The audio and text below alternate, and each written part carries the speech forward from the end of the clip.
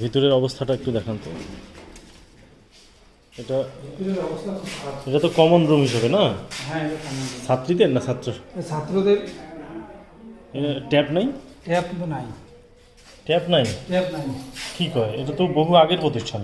হ্যাঁ, কত সাল হবে জানো? তিন সালে না? 3 সালে সালে। ট্যাপ নাই, আশ্চর্য কথা। এটা কি লাগে দরজা?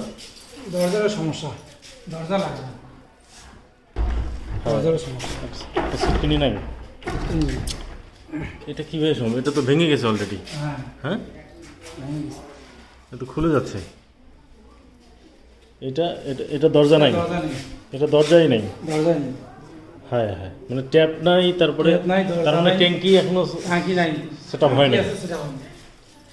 ট্যাঙ্কি আছে, সেটআপ হয়নি। এই কীভাবে সম্ভব? এটা বহুদিন হয়ে গেছে এই প্রতিষ্ঠানের বয়স। প্রতিষ্ঠান তো এমপিওভুক্ত প্রতিষ্ঠান। হ্যাঁ, বিরক্ত হয়েছি।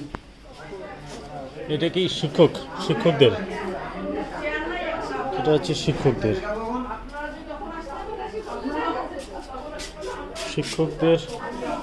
টয়লেটও, শিক্ষকদের টয়লেটও তো আপনার ট্যাপ নাই। ট্যাপ নাই, কিছু কোনো ব্যবস্থা নেই। আল্লাহ, এটা এইভাবেই ব্যবহার করে? এইভাবে ব্যবহার করেন, অবস্থা খুব খারাপ। আরে কি একটা অবস্থা! এটা যে প্রতিষ্ঠানটা উনি এভাবে ফেলে রাখছে।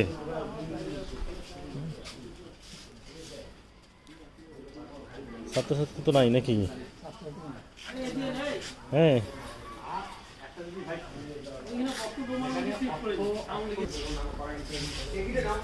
এই হচ্ছে পাটগ্রাম পৌর টেকনিক্যাল ও বিজনেস ম্যানেজমেন্ট কলেজ।